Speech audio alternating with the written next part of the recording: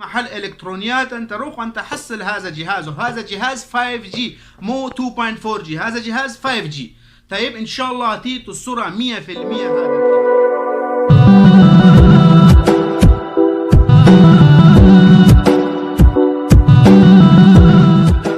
هذا السلام عليكم ورحمة الله وبركاته. معك زيشان، انت شفت الزيشان افيشال تي في. اليوم انا اتعلم انت كيف انت تسوي برمجة للجهاز وايرلس. هذا جهاز وايرلس ما يحتاج ولا سلك ولا شيء.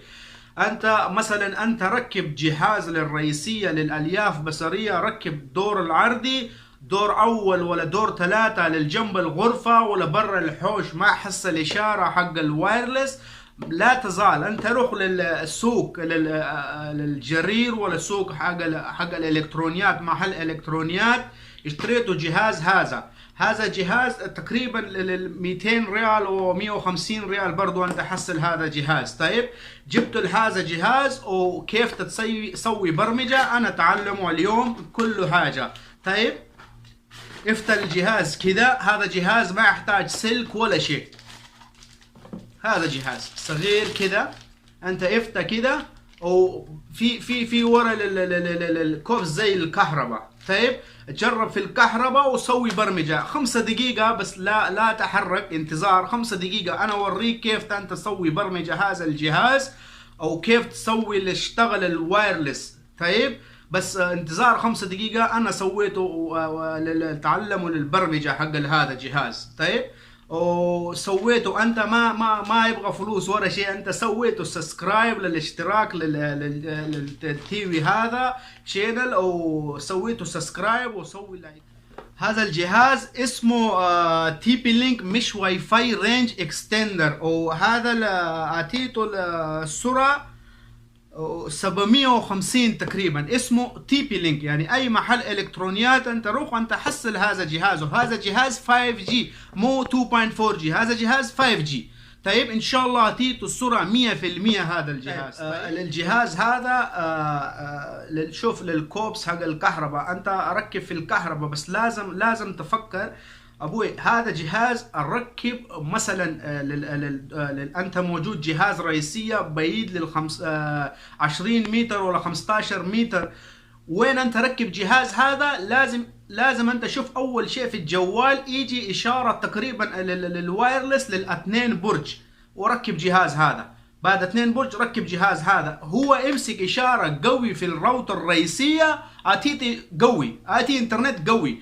في نفرات هو ركب هذا راوتر بعيد مثلا، هو ما يمسك اشاره في الرئيسيه ولا حاجه، وكيف اشتغل هذا؟ ما اشتغل هذا. لازم انت ركب هذا شويه قريب عشان هو هذا جهاز امسك للاشاره في الراوتر الرئيسيه، امسك شويه، يعني مثلا هو يمسك 2 برج ولا 1 برج، اتي اشاره كامله وان شاء الله انت حصل نفس السرعه. طيب مثلا ما يحصل نفس السرعة، عندك في سرعة لل50، انت حصل ممكن 40 45 بس شوية ناقص، مو يعني نص في النص كده. طيب بس شوف كيف سويت برمجة الحين انا اتعلمه. وبس انت سوي لايك سبسكرايب وسويته كومنتس، مثلا انت ما اعرف ولا شيء سويته كومنت. ان شاء الله انا اتعلم، وانا جبت الجهاز جديد وان شاء الله تاني كله. طيب للجهاز هذا شوف ابوي، هذا البورت حق الانترنت. في نفرات هو ركب هذا البورت للسيل سلك للجهاز الرئيسية، وركب للسلك هنا. هذا لا، هذا الغلط، هذا جهاز الوايرلس، هو يمسك وايرلس للجهاز رئيسية واتيته وايرلس. هذا البورت هذا فتحة موجود، هذا فتحة عشان الرسيور او للبلاي ستيشن او حق الكمبيوتر. هذا يعني مثلا هو يمسك الاشارة في الراوتر الرئيسية واتيته السرعة مثلا في الكمبيوتر ما في وايرلس، هذا انت تشتغل في مع سلك، مع رسيور ومع بلاي ستيشن ومع كمبيوتر وكذا. هذا سلك مو حق الانترنت اسحبه في الرئيسية، ما يحتاج الانترنت مع سلك. هذا امسك وايرلس من رئيسية واتيته وايرلس. تعال معي كيف انت سوي تبرمج هذا الجهاز. تعال معي انا اوريك الطريقه كله ان شاء الله 2 دقيقه انت عارف كيف برمجه للتي بي لينك رينج اكستندر. تعال معي. بسم الله الرحمن الرحيم. شوف للابوي، اول شيء اول حاجه انت ادخل مثلا انت هذا الجهاز وايرلس انت سوي برمجه. اول حاجه انت ادخل نفس الجهاز، سوي جرب نفس الجهاز. شوف هذا كي بي كي، هذا انترنت حق البيت حقي. شوف انا ركب للجهاز هذا وايرلس تي بي لينك اكستندر. هذا تي بي لينك اكستندر انت يبغى برمجه، لازم اول شيء سوي كونكت. هذا كونكت. طيب بعد كونكت هذا شوف الهين كونكت. طيب بعد كونكت انت ايش تسوي؟ ادخل للجوجل. طيب ادخل جوجل، سجل هنا مثلا 192.168.0.254. هذا الاي بي ادريس حق الجهاز. هذا كل جهاز مو نفس الاي بي، كل جهاز للغير اي بي غير. بس مثلا انت ما عارف اي بي ادريس، شوف للورا الجهاز ولا جوا الكرتون حق الجهاز، انت حصل للورقه. جوا الورقه هو سجل كل شيء اي بي ادريس. في جهازات ما يجي اي بي ادريس، يجي يعني كذا اسم، يعني مثلا apaccesspoint.net ولا tplink-extender.net كده اسم يجي. بس هذا جهاز في اي بي ادريس 192.168.0.254. سوي اوكي. انت سويته اوكي، هو يفتح فتحه كده.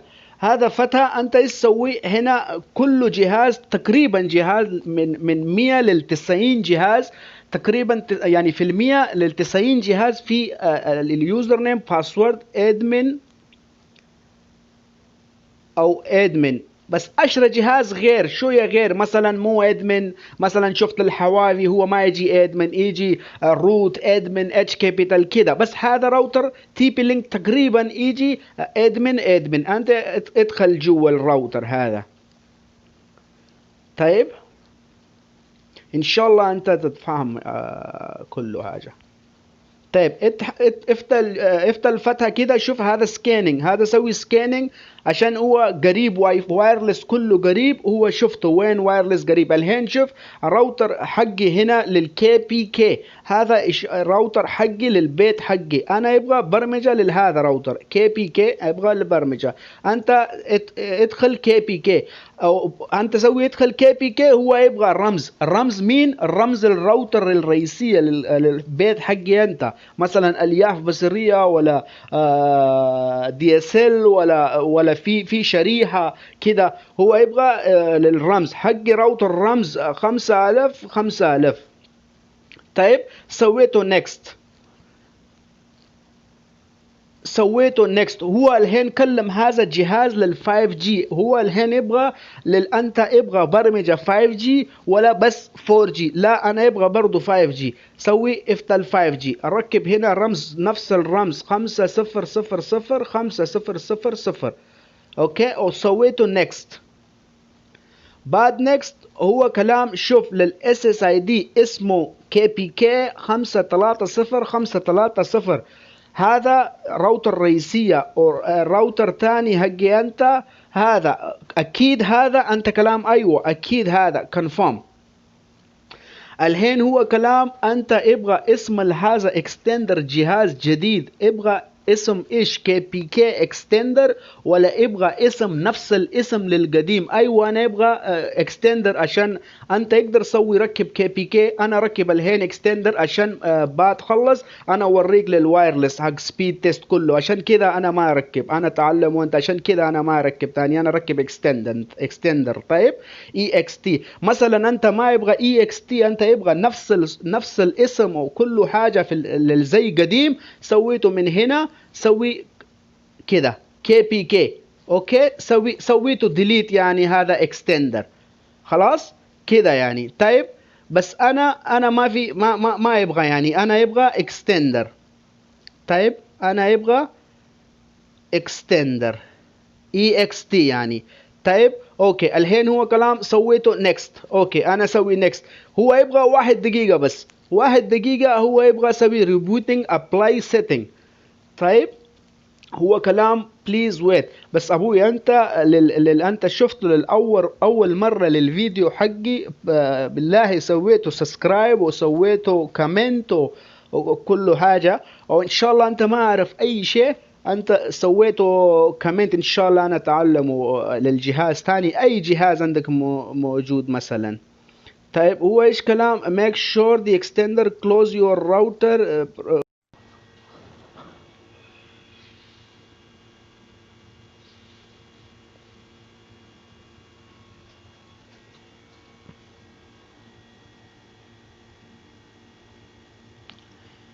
شوف هو كلام دن خلاص جاهز البرمجة، انا سويته دن. طيب بعد هذا I have to connect to the extender network yes اوكي. بعد هذا finish. خلاص هذا ابوي هذا الطريقة حق البرمجة extender، بس هذا طريقة 5 دقيقة انت يقدر سويته للبرمجة للجهاز حقي انت. طيب شوف هذا الهين وايرلس كي بي كي الراوتر الرئيسية كي بي كي 5 جي اكستندر كي بي كي اكستندر بس، يعني هذا الجهاز فيه شبكتين في 2 شبكة. الهين مثلا انت جرب كي بي كي 5 جي اكستندر، انت سوي كونكت هذا ايش الرمز 5000 5000 سويته كونكت. طيب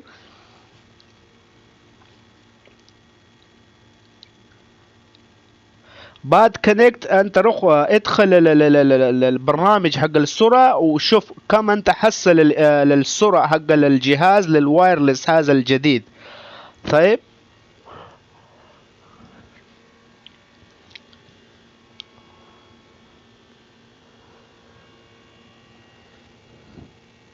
هذا الحين هو يبغى امسك هذا الوايرلس حق السرعة الجهاز رئيسية 50. الحين انا شفت هذا جهاز جديد كم يمسك سرعة.